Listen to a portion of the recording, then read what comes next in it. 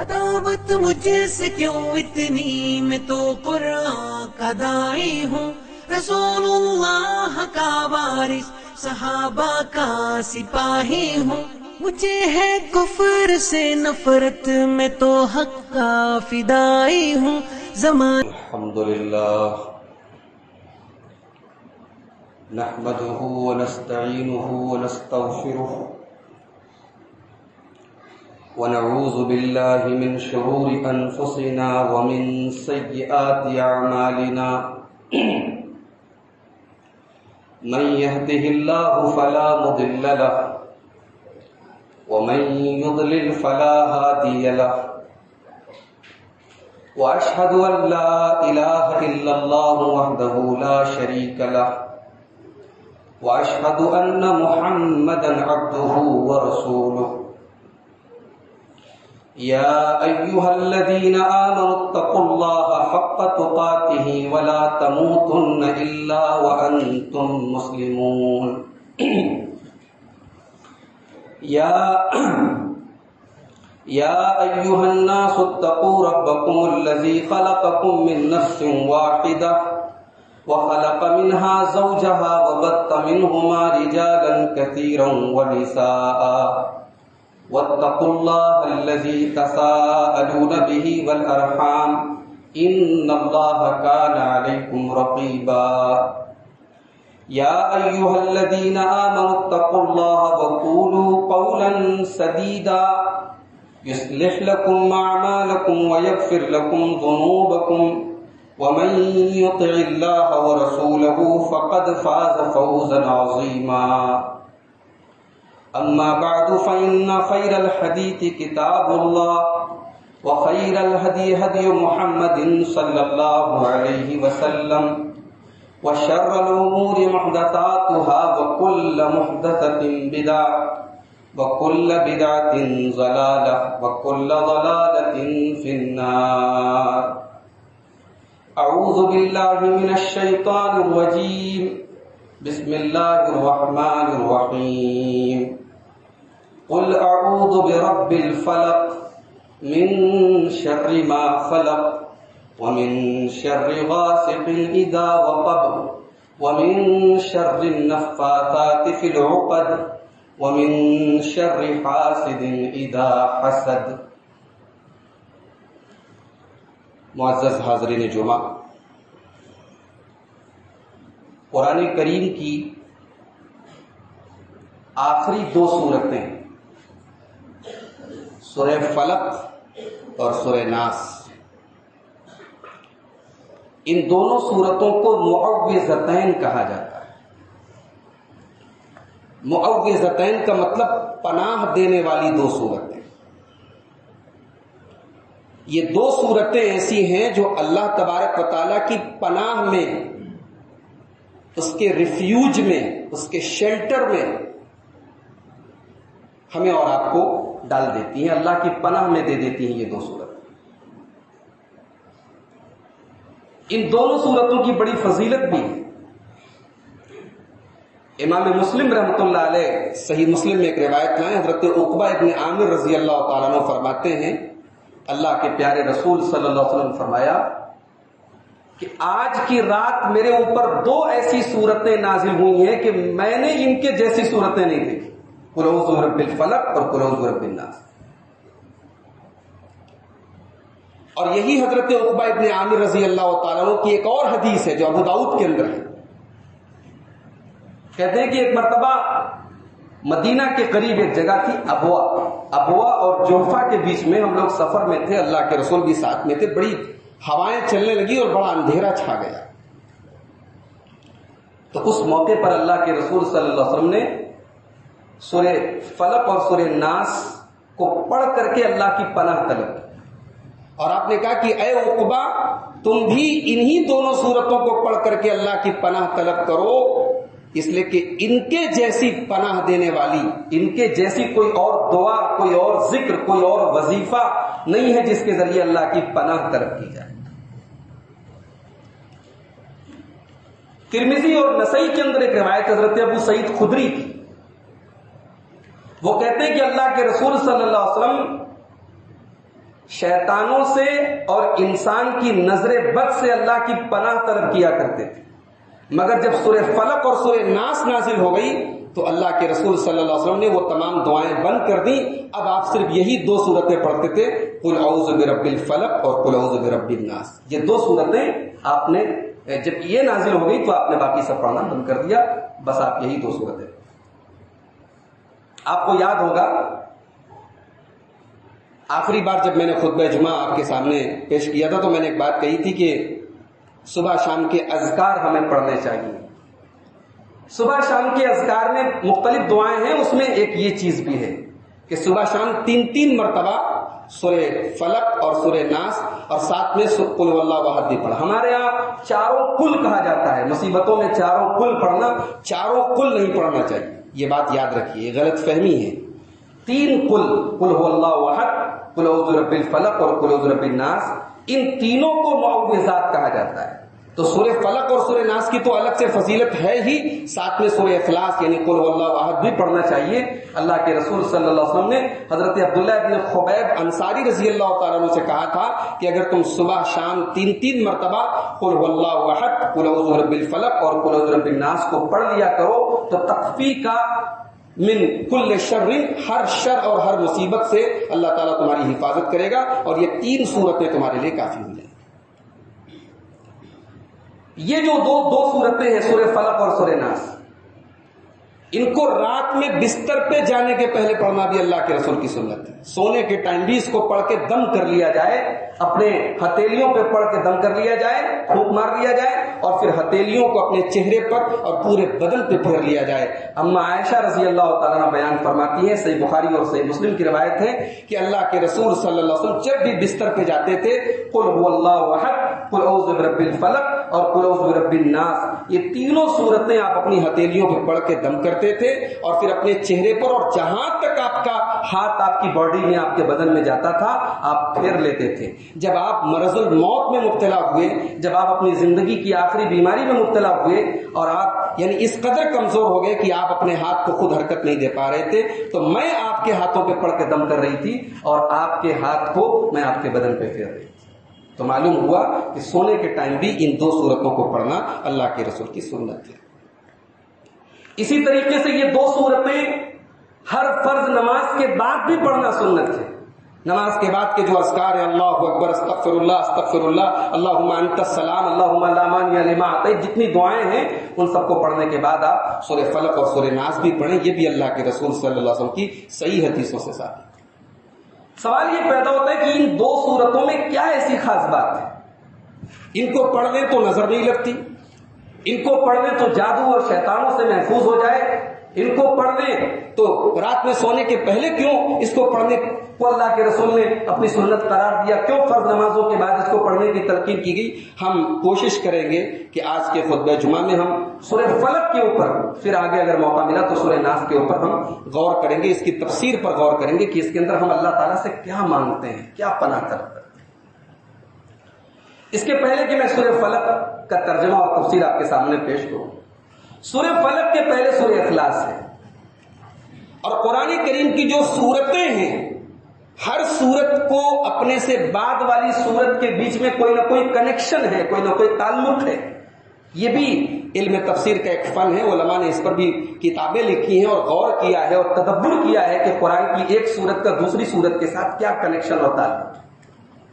سورہ فلق کے پہلے سورہ اخلاص ہے. سورہ اخلاص کیا ہے؟ اللہ تبارک و تعالیٰ کا انٹروڈکشن ہے، تعارف ہے. قل هو اللہ احد اللہ الصمد لم یلد ولم یولد ولم یکن لہ کفوا احد. اے نبی آپ کہہ دیجیے اللہ ایک ہے، اللہ صمد ہے. صمد کا مطلب کیا ہوتا ہے؟ صمد کہتے ہیں جس کی ضرورت سب کو پڑے اور اس کو کسی کی ضرورت نہ پڑے. آسان زبان میں ہم صمد کا ترجمہ کرتے ہیں بے نیاز. بے نیاز کا مطلب اس کو کسی کی حاجت نہیں ہے، اس کو کسی کی ضرورت نہیں ہے. اگر ہمارے دل اور دماغ میں کہیں یہ غلط فہمی پنپ رہی ہے کہ ہماری نماز کی اللہ کو ضرورت ہے تو بھائی صاحب آپ غلط فہمی کے شکار ہیں. ہماری نماز کی اللہ تعالیٰ کو کوئی ضرورت نہیں ہے. نماز ہم اپنے فائدے کے لیے پڑھتے ہیں. ہم جو صدقہ اور زکوٰۃ دیتے ہیں اللہ کو اس کی ضرورت نہیں ہے، اللہ اس کا محتاج نہیں ہے. ہماری عبادتیں ہمارے فائدے کے لیے، اللہ کی بڑائی اور اللہ کی بزرگی میں ہمارے سجدے کر لینے سے اور ہمارے عبادت کر لینے سے نہ کوئی بڑھوتری ہو جاتی ہے، اور ہماری نافرمانی اور ہماری کوتاہی کرنے سے اللہ کی الوہیت میں اس کی شان میں کوئی کمی نہیں آتی۔ اللہ الصمد، اللہ بے نیاز، لم یلد ولم یولد، تو نہ اس نے کسی کو جنم دیا، نہ اس کا کوئی بیٹا ہے، ولم یولد، اور نہ وہ کسی کا بیٹا ہے۔ ڈاکٹر ذاکر نائک نے اس سورت کریمہ پر غیر مسلموں کے درمیان ایک لیکچر دیا تھا، تو انہوں نے بڑی اچھی بات کہی تھی کہ اللہ تعالیٰ نے کرائٹیریا بتا دیا۔ جتنے لوگوں کو دنیا میں آج لوگ اپنا بھگوان کہتے ہیں، رب کہتے ہیں، خدا کہتے ہیں، یہ کرائٹیریا اللہ نے بتا دیا کہ بھئی وہ خدا کیسے ہو سکتا ہے، وہ معبود کیسے ہو سکتا ہے، جو کسی کے پیٹ سے جنم لیا، جس نے، جو کسی کا بیٹا ہے، جو پیدا ہوا اور ایک ٹائم کے بعد مر گیا۔ اللہ تو وہ ہے لم یلد ولم یولد، اس کا کوئی بیٹا نہیں، وہ کسی کا بیٹا نہیں، ولم یکن لہ کفوا احد، اس کے برابر، اس کے جیسا کوئی نہیں۔ بہت سی صفات ہیں، وہ صفات ہمارے اندر بھی ہیں، وہ صفات اللہ کے اندر بھی ہیں۔ ہم بھی دیکھنے والے، اللہ بھی دیکھنے والا، ہم بھی سنتے ہیں، اللہ بھی سنتا ہے، لیکن ظاہر ہے کہ اللہ کا سننا اور ہمارا سننا ایک جیسا نہیں ہے، اللہ کا دیکھنا ہمارا دیکھنا ایک جیسا نہیں ہے، اللہ کی نظر، اللہ کی قدرت، اللہ کا علم، یہ سب بے مثال ہے۔ ولم یکن لہ کفوا احد، اللہ کے جیسا، اللہ کے برابر کوئی نہیں۔ اب اس کے بعد سورہ فلق آ رہی، اللہ نے اپنا انٹروڈکشن کرایا، اپنے بارے میں بتایا کہ میں صمد ہوں، میں بے مثال ہوں۔ اب اس کے بعد پناہ طلب کرنے کا حکم دیا جا رہا ہے، یعنی اللہ تعالیٰ یہ پیغام دے رہا ہے کہ جب میں صمد ہوں، جب میں بے نیاز ہوں، جب ہر مصیبت سے بچانے والا میں ہوں، تو میرے بندو آؤ، اپنی مصیبتوں میں، اپنی پریشانیوں میں میرے پاس آؤ، مجھ سے پناہ طلب کرو، میں تمہیں پناہ دوں گا، میرے علاوہ کوئی پناہ دینے والا نہیں۔ یہ ہے نقطہ سورہ اخلاص اور سورہ فلق کے بیچ۔ اچھا، یہاں سورہ فلق کی سٹارٹنگ ہو رہی ہے قل سے، اے نبی آپ کہہ دیجیے۔ سورہ فلق کی بھی سٹارٹنگ قل سے ہو رہی ہے اور سورہ ناس کی بھی سٹارٹنگ قل سے ہو رہی ہے۔ یہ قل کیوں لایا گیا؟ ایسا کیوں کہا گیا کہ اے نبی آپ کہہ دیجیے؟ ڈائریکٹ کیوں نہیں کہا گیا؟ جیسے سورہ فاتحہ میں ڈائریکٹ کہا گیا ایاک نعبد و ایاک نستعین، اے اللہ ہم تیری عبادت کرتے ہیں، تجھ سے مدد طلب کرتے ہیں، اہدنا الصراط المستقیم، ہم کو سیدھا راستہ دے۔ جیسے سورہ فاتحہ میں ہم ڈائریکٹ دعا کرتے ہیں، تو سورہ فلق اور سورہ ناس میں ڈائریکٹ دعا کیوں نہیں، قل کیوں لایا گیا؟ قل لا کر کے یہ سبق دیا گیا کہ اے نبی آپ کہہ دیجیے میں پناہ طلب کرتا ہوں صبح کے رب کی، قل اعوذ برب الفلق، میں صبح کے رب کی پناہ طلب کرتا ہوں۔ اے نبی آپ سید الاولین والآخرین ہیں، سید ولد آدم ہیں، سارے نبیوں کے سردار ہیں، سدرۃ المنتہا تک آپ کی رسائی ہے، آپ اللہ کے بڑے محبوب بندے ہیں، مگر آپ کو بھی اللہ کی پناہ کی ضرورت ہے، آپ کو پناہ دینے والا بھی اللہ ہے۔ اے نبی آپ دعا کیجئے، اے نبی آپ اللہ کی پناہ طلب کیجئے۔ نبی سے قل کہلوا کر کے نبی کی پوری امت کو تعلیم دی گئی۔ نبی مشکل کشا نہیں ہے، نبی کا رب مشکل کشا ہے۔ نبی حاجت روا نہیں ہے، نبی کا رب حاجت روا ہے۔ نبی تمہیں پناہ دینے والے نہیں ہیں، نبی کا رب پناہ دینے والا۔ یہ قل کہہ کر کے ہمیں اور آپ کو تعلیم دی گئی۔ اعوذ برب الفلق، اے نبی آپ کہہ دیجیے میں پناہ طلب کرتا ہوں۔ علامہ ابن قیم رحمۃ اللہ علیہ نے سورہ فلق اور سورہ ناس کی تفسیر پہ 70 پیج کی کتاب لکھی ہے، الگ سے صرف ان دونوں سورتوں کی تفسیر پر انہوں نے 70 صفحے کی کتاب لکھی ہے علامہ ابن قیم۔ اس میں انہوں نے ایک بڑی پوائنٹ کی بات کہا کہ یہاں اللہ نے کہا اعوذ برب الفلق، میں پناہ طلب کرتا ہوں صبح کے رب۔ یہ پناہ کے لیے جو لفظ استعمال کیا اللہ نے اعوذ، یہ اعوذ بنا ہے عربی میں اوزن سے، اور اوزن کہتے ہیں کسی پیڑ کی جڑ میں کوئی جانور اپنا گھر بنا لے، مکان بنا لے، جو پیڑ کی وجہ سے نظر نہ آئے، اس کو عربی میں اوز کہتے ہیں۔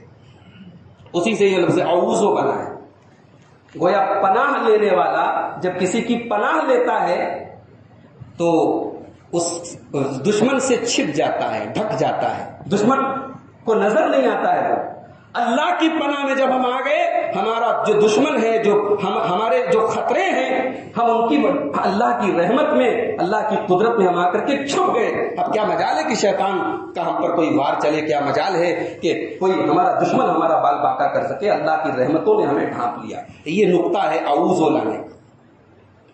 آگے علامہ ابن قیم کہتے ہیں کہ عربی میں وزن کا لفظ ایک اور معنی میں آتا ہے، کسی ہڈی کے ساتھ جو گوشت بالکل لگا ہوا ہو، اس سے الگ نہ ہوتا، اس کو بھی عربی میں عوض کہتے ہیں۔ یعنی کسی چیز کے ساتھ چپک جانا، چمٹ جانا، لگ جانا، لازم پکڑ لینا، اس کو بھی عربی میں اعوذ سے تعبیر کرتے ہیں۔ گویا پناہ لینے والا اللہ سے چمٹ جاتا ہے، اپنے آپ کو اللہ کے ساتھ ملا لیتا ہے، اپنے آپ کو اللہ کے دامنے پناہ میں دے دیتا ہے کہ اللہ میں تیرے دامن میں، تیری پناہ میں آتا ہوں، اللہ تو مجھے بچا ہے۔ قل اعوذ برب الفلق، اے نبی آپ کہہ دیجئے میں پناہ طلب کرتا ہوں صبح کے رب کی۔ فلق کے معنی ہوتا ہے پھٹنا، کسی چیز کے پھٹنے کو عربی میں فلق کہتے ہیں۔ یہاں مراد ہے صبح جو پاؤ پھٹتی ہے اور رات کا اندھیرا چڑھتے ہوئے جو سویرا ہوتا ہے اور روشنی آتی، اس کو عربی میں فلق ہے۔ یہاں اللہ تعالیٰ نے رب الفلق کیوں کہا؟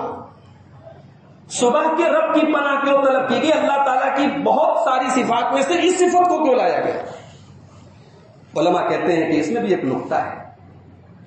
پناہ لینے آئے ہو نا، پریشانی میں ہو، مصیبت میں ہو، اندھیرے میں ہو، وہ اللہ جو روزانہ اندھیری رات کو ختم کر کے صبح سورج جب طلوع ہوتا ہے پوری دنیا میں روشنی چھا جاتی ہے، وہ اللہ جو اندھیروں کو چیر کر کے روشنی کو پیدا کرتا ہے اور صبح لاتا ہے، وہ اللہ تیری مصیبتوں کو دور کر کے تیری زندگی میں بھی نیا سویرا لائے گا۔ لہٰذا اس اللہ سے، اس رب سے تو پناہ طلب کر۔ قل اعوذ برب الفلق، میں پناہ طلب کرتا ہوں صبح کر۔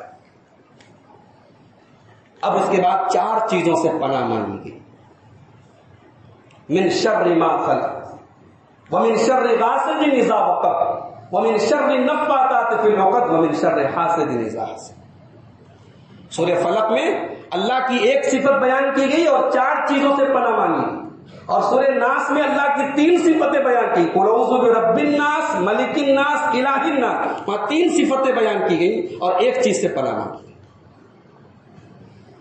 تو یہاں سب سے پہلے کہا گیا من شر ما خلق، میں پناہ طلب کرتا ہوں اللہ تعالیٰ کی مخلوقات کے شر سے۔ اللہ تعالیٰ نے اس کائنات میں جتنی چیزیں پیدا کی ہیں، انسان ہیں، شیطان ہیں، جنات ہیں، جاندار ہیں، بے جان ہیں، جہاں جہاں دنیا میں شر ہے، برائی ہے، خطرہ ہے، پرابلم ہے، ٹینشن ہے، دکھ ہے، درد ہے، اے اللہ میں سب سے تیری پناہ طلب کرتا ہوں۔ من شر ما خلق، بھائی ہمارے اندر بھی تو شر ہے، کتنی تکلیفیں ہمیں پہنچتی جو ہمارے اپنے وجہ سے ہمیں پہنچتی۔ اللہ کے رسول کا جو خطبہ، جو ہم خطبہ جمعہ میں، خطبہ عیدین میں پڑھتے ہیں، اس میں ایک لفظ ہم کہتے ہیں وَنَعُوذُ بِاللَّهِ مِن شُرُورِ أَنفُسِنَا، اے اللہ ہم تیری پناہ چاہتے ہیں اپنے نفس کے شر سے۔ ہمارے اندر جو شر ہے، ہمارے اپنے کرتوتوں کا جو شر ہے، ہم سے جو غلطیاں ہوتی ہیں، اللہ اس سے بھی ہم تیری پناہ کرتے ہیں۔ تو من شر ما خلق، اللہ تعالیٰ نے جتنی چیزیں پیدا کی ہیں ان سب کے شر سے میں اللہ کی پناہ کرتا ہوں۔ اس ایک لفظ کے اندر دنیا کی ساری پرابلم، سارے خطرے، ساری ٹینشن، ساری تکلیفیں آ گئی اس ایک لفظ کے اندر۔ لیکن اللہ نے من شر ما خلق کے بعد 3 چیزوں کا الگ سے ذکر کیا۔ حالانکہ من شر ما خلق میں سب آ گیا، لیکن اللہ نے 3 چیزوں کا الگ سے ذکر کیا کیونکہ وہ 3 چیزیں بڑی خطرناک ہیں۔ کون سی 3 چیزیں ہیں؟ وَمِن شَرِّ غَاسِقٍ إِذَا وَقَبَ، میں پناہ طلب کرتا ہوں اللہ کی اندھیری رات سے، اذا وقب، جب اس کا اندھیرا بالکل چھا جائے، پھیل جائے۔ بڑے بڑے چور اور ڈاکو اور لٹیرے رات میں اپنے بازو کھولتے ہیں، زناکاری کے اڈے، شراب کے اڈے رات میں زیادہ آباد ہوتے ہیں، جادوگر اپنا جادوئی عمل رات میں زیادہ کرتا ہے، جنگل کے درندے، کیڑے مکوڑے، یہ سب رات میں زیادہ باہر نکلتے ہیں۔ وَمِن شَرِّ غَاسِقٍ إِذَا وَقَبَ، رات کا خاص طور سے ذکر کیا گیا۔ اندھیری رات کے شر سے اللہ میں تیری پناہ طلب کرتا ہوں. رات میں آنے والے جتنے خطرے ہیں، رات کی اندھیری چادر کے اندر جتنے خطرے اور پریشانیاں چھپی ہوئی ہیں، اللہ میں سب سے تیری پناہ طلب کرتا ہوں. اس کے بعد کہا گیا وَمِن شَرِّ النَّفَّاثَاتِ فِي الْعُقَدِ، اور اے اللہ میں تیری پناہ طلب کرتا ہوں گروہوں میں پھونک مارنے والے جادوگروں سے. جادوگر جو ہوتے ہیں عام طور سے ان کے جادو کا ایک طریقہ ہوتا ہے، وہ کسی چیز میں گرے لگاتے ہیں اور اپنے جادوئی جو ان کے کلمات ہوتے ہیں ان کو پڑھ کے ان پر جو ہے جادو کرتے ہیں. یہاں ایک بات نوٹ کر لو کہ جادو ہے. بہت سے لوگ کہتے ہیں جادو وادو کوئی چیز نہیں ہوتی ہے، بیکار بات ہے، بکواس بات ہے. جادو ہے بھائی، لیکن یہ الگ بات ہے کہ جادو کا جو اثر ہوتا ہے اللہ تعالیٰ جب تک نہ چاہے اثر نہیں ہو سکتا. بھئی آگ ہے، آگ کا کام جلانا ہے. اب کوئی انکار کر دے آگ جلاتی نہیں تو بیوقوف ہے، آگ تو جلاتی ہے. ہاں اللہ جب چاہے گا آگ نہیں جلائے گی، ابراہیم کو نہیں جلایا. تو کسی چیز کا مؤثر ہونا، کسی چیز کا اثر والا ہونا، یہ تو ٹرو ہے، ٹروتھ ہے، سچ ہے، فیکٹ ہے. لیکن اس چیز کے اندر اثر ڈالنے والا اللہ تعالیٰ ہے. جادو اثر کرتا ہے، جادو ہوتا ہے. ہاں جادو سیکھنا، جادوگر کی بات ماننا، جادو کرنا، جادو کرانا یہ سب حرام ہے، لیکن جادو تو ہے. اور جادو کا اثر نبی پر بھی ہو سکتا ہے. موسیٰ علیہ السلام فرعون کے بلائے گئے جادوگروں کے سامنے آئے، جادوگروں نے اپنی رسیاں زمین پہ ڈالی. قرآن کہتا ہے ان کی رسیاں سانپ بن گئی. فَأَوْجَسَ مِنْهُمْ خِیفَةً، حضرت موسیٰ علیہ السلام ڈر گئے، ڈر کے پیچھے ہٹے. بھائی نبی ہے، پیغمبر ہے، سامنے والا جادو دکھا رہا ہے، مگر موسیٰ تو ڈر گئے. تو جادو کا جو ظاہری اثر ہوتا ہے وہ نبی پر بھی ہو سکتا ہے. ہمارے نبی پر بھی جادو ہوا. صحیحین کی روایت ہے، بخاری اور مسلم کی روایت اور متواتر روایات ہیں. لبید ابن عاصم نام کے ایک یہودی نے آپ کے اوپر جادو کیا. آپ کے سر کے بال کہیں سے حاصل کر لیے اس نے اور ان کے اوپر اس نے جادو کر دیا. لیکن اس جادو کا اثر محمد الرسول اللہ پر نہیں پڑا، محمد ابن عبداللہ پر پڑا. اللہ کے رسول کی رسالت پر جادو کا کوئی اثر نہیں پڑا. اللہ کے کلام کو پہنچانے میں آپ نے کوئی کمی اور کوتاہی نہیں کی. ہاں وقتی طور پہ جیسے بیمار ہوتے تھے آپ، پرابلم میں ہوتے تھے، اس جادو کی وجہ سے تھوڑا آپ کو پریشانی، کبھی آپ کو ایسا لگتا میں نے فلاں کام کیا ہے حالانکہ وہ کام نہیں کیا ہوتا تھا. ایک قسم کی دماغی الجھن رہتی تھی آپ کو. پھر اللہ تعالیٰ نے یہی سورہ فلق اور سورہ ناس کو حضرت جبرائیل کے ذریعے بھیجا اور نبی کو پوری تفصیل بتائی کہ جادو کہاں ہوا ہے، کس نے کیا ہے. فلاں کنویں، زروان کنویں کے نیچے ایک پتھر کے نیچے، اس کنویں میں پتھر کے نیچے وہ بال وغیرہ اور وہ موم کا پتلا وغیرہ رکھا ہوا ہے جو جادوگر نے جس کے اوپر جادو کیا تھا. اللہ کے رسول صلی اللہ علیہ وسلم صحابہ کو لے کر کے پہنچے، اس ایگزیکٹ اس لوکیشن پر پہنچے. اس پتلے کو نکالا گیا، ان بالوں کو نکالا گیا. حدیث کے الفاظ ہے، بخاری کی روایت ہے، مسلم کی روایت ہے، اللہ کے رسول صلی اللہ علیہ وسلم سورہ فلق اور سورہ ناس پڑھتے چلے جاتے تھے اور وہ جادو ختم ہوتا چلا جاتا تھا. تو جادوگروں کے جادو سے میں اللہ کی پناہ طلب کرتا ہوں. یہاں اللہ تعالیٰ نے نفاسات کا لفظ استعمال کیا. عربی گرامر کے اعتبار سے نفاسات مؤنث کا صیغہ ہے، اس لیے بعض لوگوں نے اس کا ترجمہ کیا میں گروہوں میں پھونکنے والیوں سے اللہ کی پناہ طلب کرتا ہوں. پرانے زمانے میں بھی اور آج بھی جادو وغیرہ کے معاملات میں عورتیں زیادہ انٹرسٹڈ ہوتی تھیں. لیکن یہاں ایک بات اور یاد رکھیں، عورتیں انٹرسٹڈ ہوتی ہیں، جادو کا عمل کرتی کرواتی ہے. اس کا یہ مطلب نہیں ہے کہ آپ بغیر دلیل کے، بغیر ثبوت کے کسی بھی عورت پر یہ الزام لگا دیں ارے یہ تو ٹولہین ہے، تو چڑیل ہے، تو جادوگرنی ہے. ہمارے یہ بھی چلتا ہے، عورتوں کی زندگی برباد ہو جاتی ہے. اس ساس کو بہو سے کھلنے سے ساس نے کہہ دیا ارے یہ تو بڑی منحوس ہے، چڑیل ہے، بس بات ختم ہو گئی. کسی عورت کے بارے میں اتنا مشہور ہو جائے، صرف اتنا مشہور ہو جائے کہ وہ عورت جادو کرتی ہے، حالانکہ وہ بے داغ ہے، اس کا دامن پاک ہے، مگر یہ مشہور کر دو تو پورے محلے میں، پورے سماج میں وہ عورت بدنام ہو جاتی ہے، اس کی بیٹیاں بدنام ہو جاتی ہیں، اس کا خاندان بدنام ہو جاتا ہے. تو بھائی جیسے کسی عورت پر زنا کی تہمت لگانا بہت بڑا گناہ ہے، کسی پاک دامن عورت پر زنا کا الزام لگانے پر 80 کوڑے کی سزا ہے اسلام میں، ویسے ہی کسی بھی عورت کے بارے میں، کسی مرد کے بارے میں یہ افواہ اڑا دینا کہ وہ جادوگر ہے بہت بڑا گناہ ہے. اس لیے اپنی زبانوں کو ہمیں لگام دینا چاہیے اور بغیر ثبوت اور بغیر دلیل کے کسی کے اوپر یہ الزام نہیں لگانا چاہیے کہ وہ جادو کرتا ہے. وہ بھائی کبھی ایسا بھی ہوتا ہماری کسی سے دشمنی ہے، لیکن دشمنی کا یہ مطلب نہیں ہے کہ وہ ہمارا جو دشمن ہے وہ ہمارے خلاف جادو کرا رہا ہے. تو بغیر دلیل اور ثبوت کے کسی پر جادوگر ہونے کا الزام لگا. وَمِن شَرِّ النَّفَّاثَاتِ فِي الْعُقَدِ، اے اللہ میں تیری پناہ طلب کرتا ہوں پھونک مارنے والیوں سے، یا نفاسات عربی گرامر کے اعتبار سے یہاں نفوس اس کا موصوف مانا جا سکتا ہے، تو ترجمہ یہ بھی کیا جا سکتا ہے گروہوں میں پھونک مارنے والوں سے. مارنے والوں بھی آ سکتا ہے اور مارنے والے بھی آ سکتا ہے. اس کے بعد چوتھی چیز جس سے ہم سورہ فلق میں پناہ طلب کرتے ہیں، وَمِن شَرِّ حَاسِدٍ إِذَا حَسَدَ، اور اے اللہ میں تیری پناہ طلب کرتا ہوں حسد کرنے والے سے جب وہ حسد کرے. یہ حسد کیا ہوتا ہے؟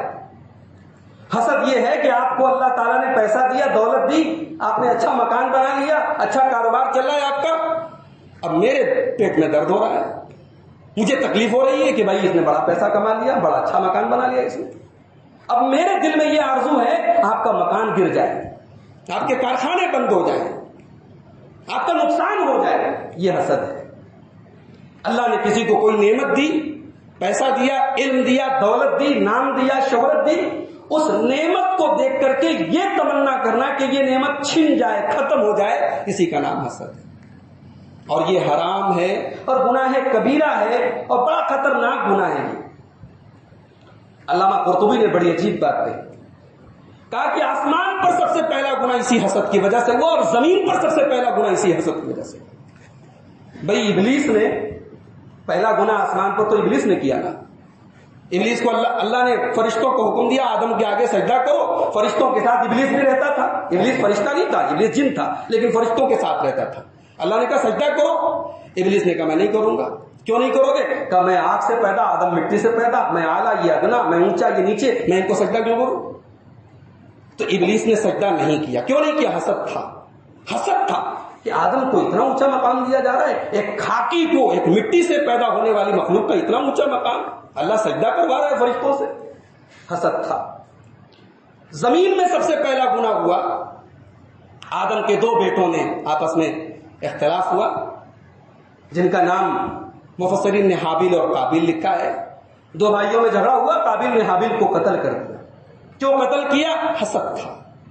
اس کی قربانی قبول ہو گئی، میری قبول نہیں ہوئی. اس کو جو چاہیے وہ مل رہا ہے، مجھے جو چاہیے نہیں مل رہا ہے. حسد تھا. حسد نے قابیل کو حابیل کے قتل پر مجبور کر دیا، ابھار دیا. تو علامہ قرطبی کہتے ہیں زمین کا پہلا گناہ حسد کی وجہ سے، آسمان کا پہلا گناہ حسد کی وجہ سے. اور حسد کی یہ آگ جب لگتی ہے تو گھر کے گھر بگڑ جاتے ہیں، پریوار بکھر جاتے ہیں، خاندان تباہ ہو جاتے ہیں. پیغمبروں کی اولادوں کو اس حسد نے برباد کر دیا. بھائی یعقوب علیہ السلام اتنے بڑے پیغمبر ہیں، ان کے 10 بیٹے ان کے 2 بیٹوں کے خلاف ہو گئے حسد کی وجہ سے. حضرت یوسف علیہ السلام کو ان کے بھائیوں نے باپ سے جدا کیا، لے جا کے کنویں میں ڈال دیا. کیوں؟ حسد کی وجہ سے. یہ حسد اتنی خطرناک چیز ہے، اللہ نے اس کا الگ سے نام لیا، وَمِن شَرِّ حَاسِدٍ إِذَا حَسَدَ. اور میں پناہ طلب کرتا ہوں حسد کرنے والے سے جب وہ حسد کرے. حسد کا 3 بڑا نقصان ہے، اس کو بھی نوٹ کر لے جاتے جاتے آج کے خطبہ جمعہ کو ختم کرنے کے پہلے. حسد کا 3 بڑا نقصان. حسد کرنے والا صرف اپنا نقصان کرتا ہے، اس لیے کہ وہ گناہ کما رہا ہے، اور پھر وہ حسد کر کے اللہ تعالیٰ کے اوپر ناراض ہو رہا ہے، اللہ کی قسمت پر وہ ناراض ہے. بھئی روزی دینے والا اللہ ہے، علم دینے والا اللہ ہے، شہرت دینے والا اللہ ہے، عزت دینے والا اللہ، عزت چھیننے والا اللہ ہے. تو کون ہوتا ہے اعتراض کرنے والا؟ تجھے دولت چاہیے تو محنت کر، تو کوشش کر، تو اپنی پلاننگ کر، تیرے مقدر میں جو روزی ہوگی تجھے ملے گی. تو حسد کرنے والا اللہ کی تقدیر پر اعتراض کرتا ہے، اللہ کی قسمت پر اعتراض کرتا ہے. اور حسد کرنے والا اپنے حسد کی آگ میں کڑتا رہتا ہے. وہ جس سے حسد کرتا ہے اس کی ہر ترقی، اس کی ہر بلندی اس حسد کرنے والے کے دل میں تکلیف کا سبب بنتی ہے. یہ اندر ہی اندر کڑتا رہتا ہے، گھلتا رہتا ہے. تو یہ اپنی صحت خراب کرتا ہے. اس کو جو ٹائم اپنی ترقی پر صرف کرنا چاہیے، اپنے کو بنانے پر جو ٹائم خرچ کرنا چاہیے، جو انرجی خرچ کرنی چاہیے، وہ سامنے والے کو بگاڑنے پر خرچ کرتا ہے. تو یہ حسد کے 3 بڑے نقصان ہیں. اس لیے حسد سے اللہ کی پناہ طلب کرتے ہیں. وَمِن شَرِّ حَاسِدٍ إِذَا حَسَدَ. اچھا ایک بات اور، وَمِن شَرِّ غَاسِقٍ اِذَا وَقَبْ میں اِذَا وَقَبْ کہا گیا کہ میں رات کی تاریکی سے اللہ کی پناہ طلب کرتا ہوں جب رات پوری طریقے سے چھا جائے. اور حسد کی جب بات آئی تو اللہ نے کہا وَمِن شَرِّ حَاسِدٍ اِذَا حَسَد، میں پناہ طلب کرتا ہوں حسد کرنے والے سے جب وہ حسد کرے. لیکن جادو کا ذکر آیا تو اللہ نے کوئی کنڈیشن نہیں لگائی، اللہ نے ڈائریکٹ کہا وَمِن شَرِّ النَّفَّاثَاتِ فِي الْعُقَدِ، اس لیے کہ حسد کرنے والا جب تک اپنے حسد کی وجہ سے کوئی عمل نہ کرے تب تک ہمارا کچھ نہیں بگاڑ سکتا. یہ حسد کرے اس کا بگڑ رہا، ہمارا تھوڑی بگڑ رہا. لیکن ہم سے حسد کرنے کی وجہ سے ہمیں کوئی نقصان پہنچا ہے تو وہ برا ہے. تو اللہ نے کہا حسد کرنے والے سے میں تب پناہ طلب کرتا ہوں جب وہ حسد کرے.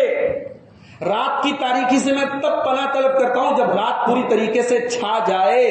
مگر جادو کی بات آئی تو اللہ نے ڈائریکٹ کہا وَمِن شَرِّ النَّفَّاثَاتِ فِي الْعُقَدِ، میں گروہوں میں پھونکنے والیوں سے اللہ کی پناہ طلب کرتا ہوں. اس کا مطلب جادو ہمیشہ ہر حال میں خطرناک ہے. حسد تب خطرناک ہے جب حسد کرنے والا کچھ کرے، رات تب خطرناک ہے جب پوری طریقے سے چھا جائے.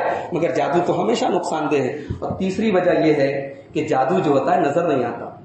جادو نظر نہیں آتا. جادو ہمارے اوپر ہوا، کسی نے جادو کیا، ہمیں پتہ بھی نہیں کس نے کیا، ہم علاج کرا رہے ہیں، ہم دعا کر رہے ہیں، اور حقیقت میں وہ جادو ہے. تو جادو کا جو معاملہ ہے وہ مخفی ہوتا ہے، چھپا ہوتا ہے. اس لیے جادو زیادہ خطرناک ہے. اس لیے اللہ نے جادو کے ساتھ کوئی کنڈیشن نہیں لگے، فرمایا وَمِن شَرِّ النَّفَّاثَاتِ فِي الْعُقَدِ.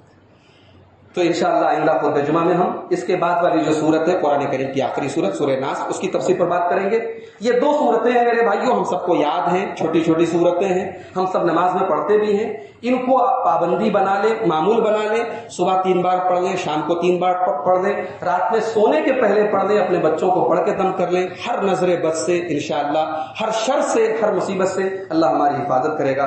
رب العالمین سے دعا ہے الہ العالمین ہم سب کو ان دونوں صورتوں کو سمجھنے کی، ان کو پڑھنے کی اور ان کو اپنی زندگی کا معمول بنانے کی توفیق عطا فرمائے. آمین. والسلام علیکم.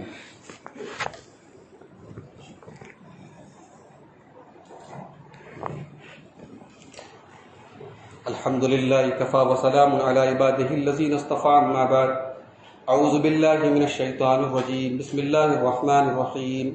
ان اللہ وملائکتہ یصلون علی النبی یا ایھا الذین آمنوا صلوا علیہ وسلموا تسلیما. اللهم صل على محمد وعلى آل محمد كما صليت على إبراهيم وعلى آل إبراهيم إنك حميد مجيد. اللهم بارك على محمد وعلى آل محمد كما باركت على إبراهيم وعلى آل إبراهيم إنك حميد مجيد. اللهم أعز الإسلام والمسلمين وأذل الشرك والمشركين ودمر أعداء الدين. إن الله يأمر بالعدل والإحسان وإيتاء ذي القربى وينهى عن الفحشاء والمنكر والبغي يعظكم لعلكم تذكرون.